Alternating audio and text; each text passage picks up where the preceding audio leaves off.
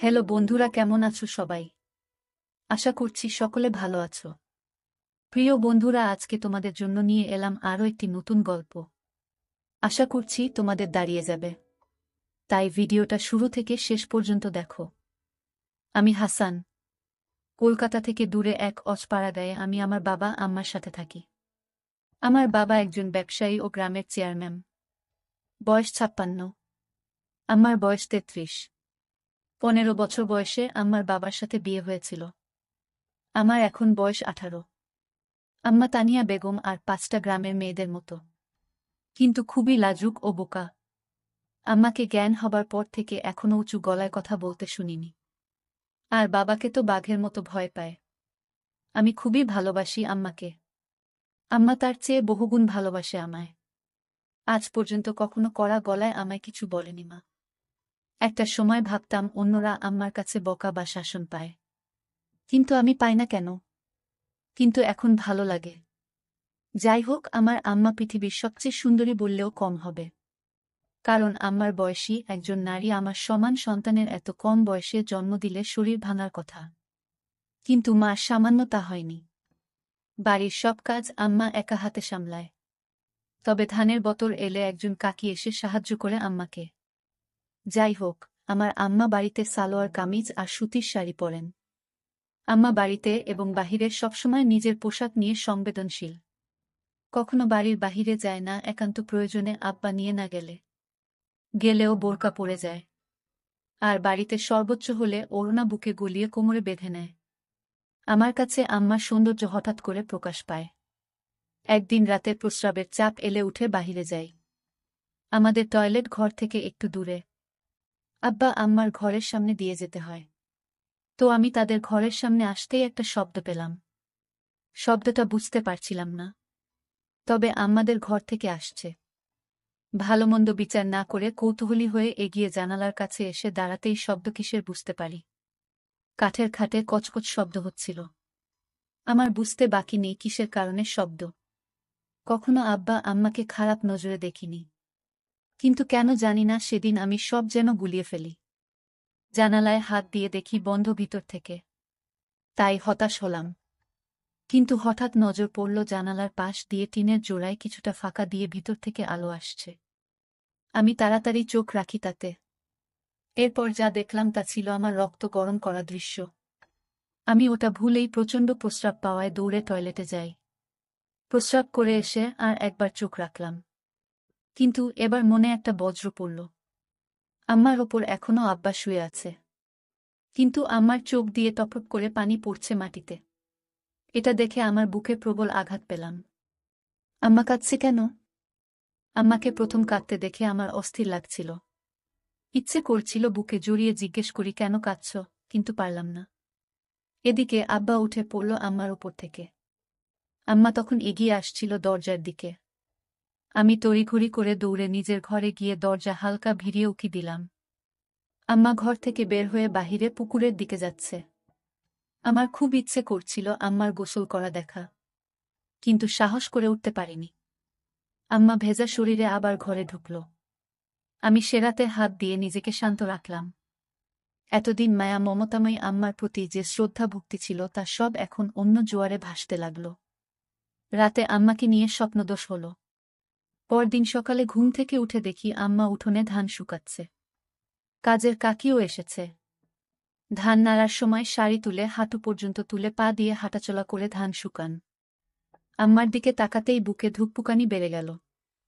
আমার গায়ে একটা সালোয়ার কামিজ।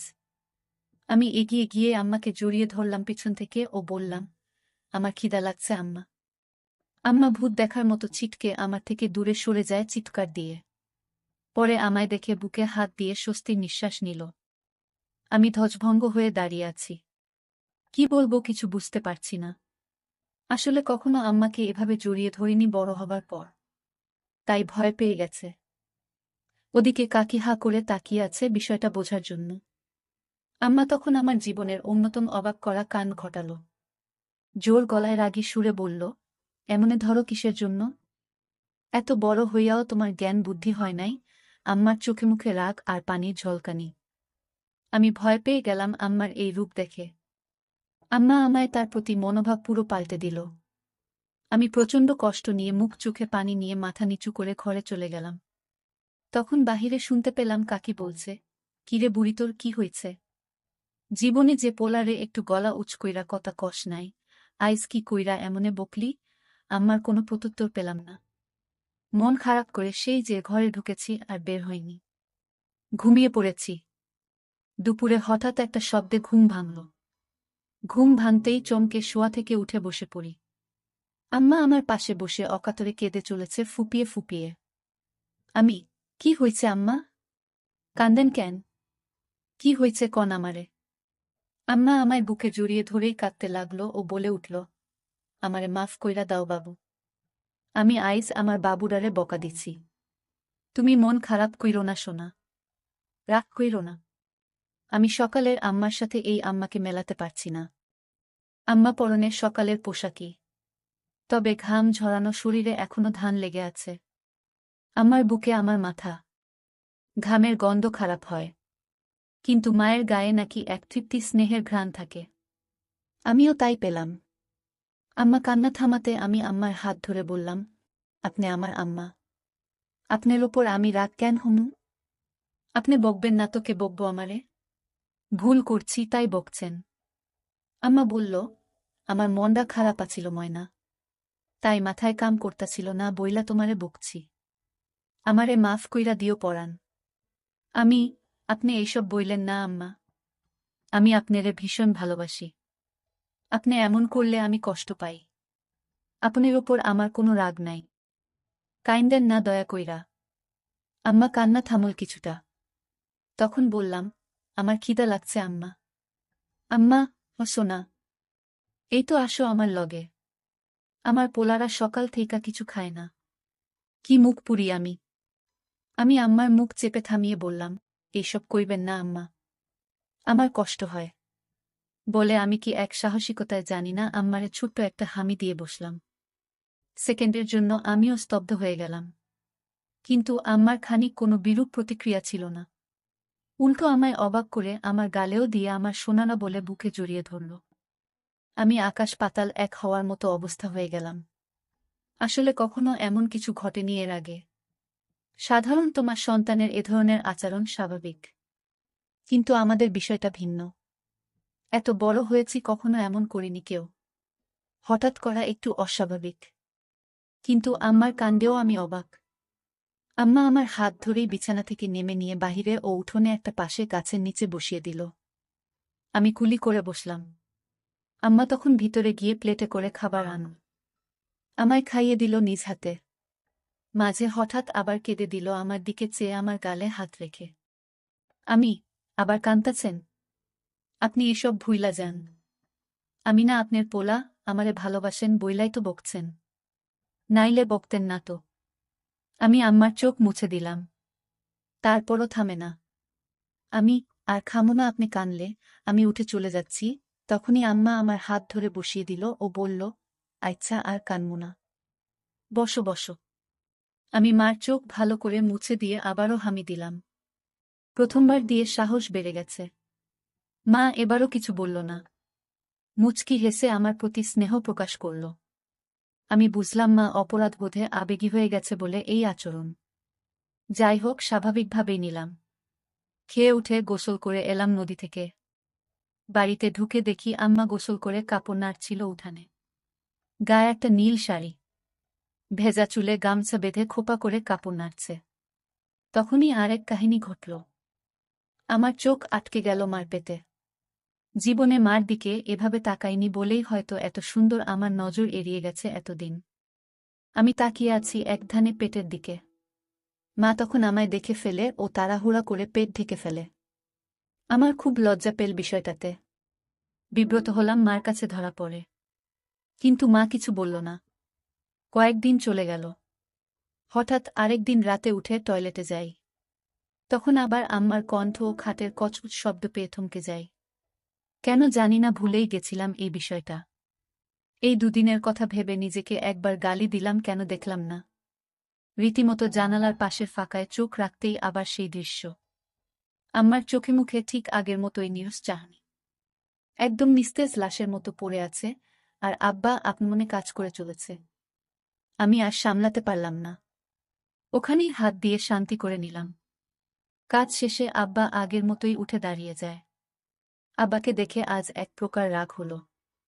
কেন এই বুড়ো যে আমার আম্মার মতো এক রূপবতীকে পায় তা আমার বুদ্ধিতে আসে না। এই বুড়োর সাথে এমন মেয়ে বয়সী নারীকে মানায় না। থলথলে ভুঁড়িওয়ালা পেট নিয়ে কোনো লাভই হচ্ছে না, তা ক্লাস 1-এর বাচ্চাদেরও বুঝতে বাকি থাকবে না। আম্মা খাট থেকে নেমে আঁচল ঠিক করতে লাগল। আমি বুঝলাম বের হবে, তাই দ্রুত ঘরে গিয়ে দরজায় উঁকি দিলাম। আম্মা দরজা খুলে বের হল। দরজা খুলে হঠাৎ কেন জানি না থেমে গেল কিছু সময়।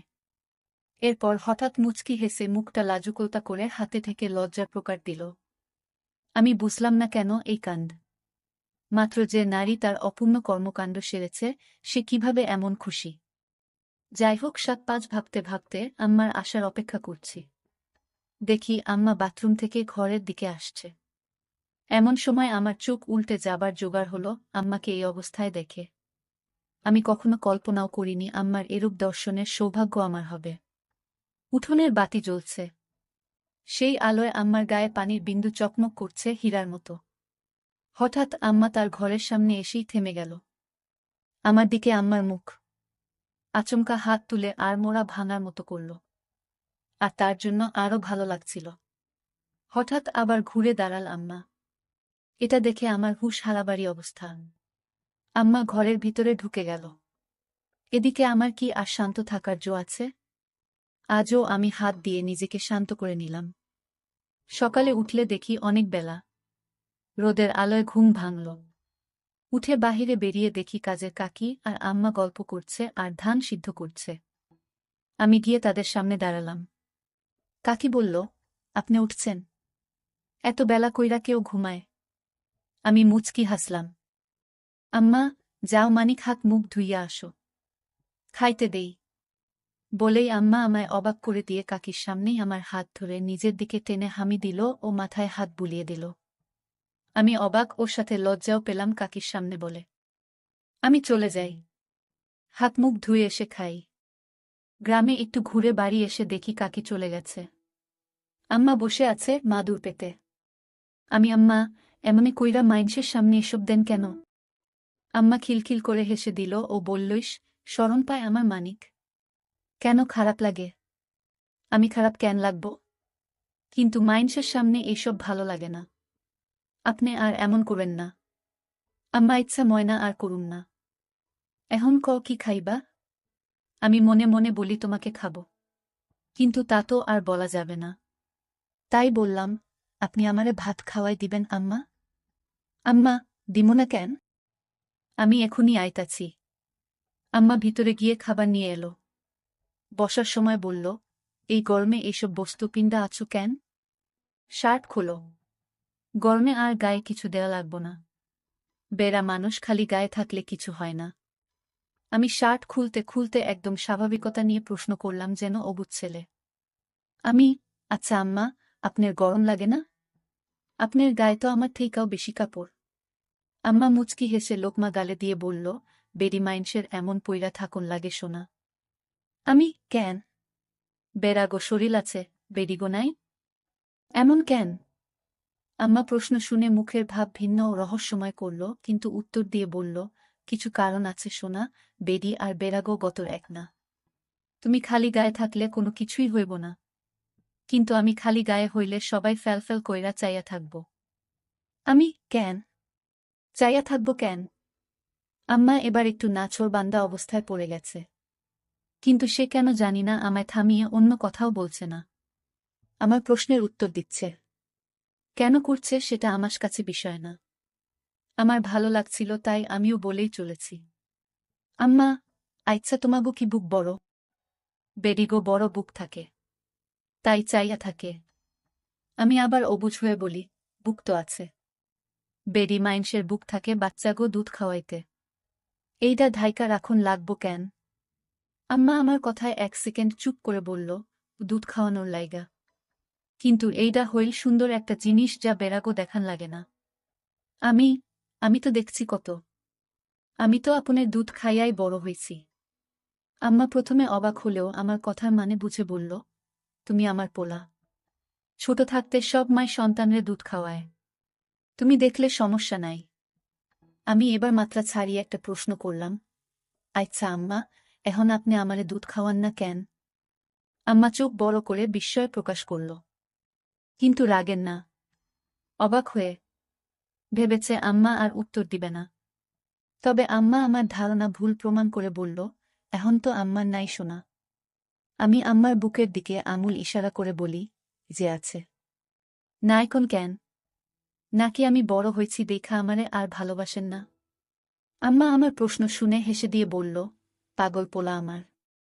মায়াগো শৈলে বাচ্চা হওয়ার কয় বছর পর দুধ শেষ হইয়া যায়। আমি তো সুযোগ পেয়ে ধরে বসি।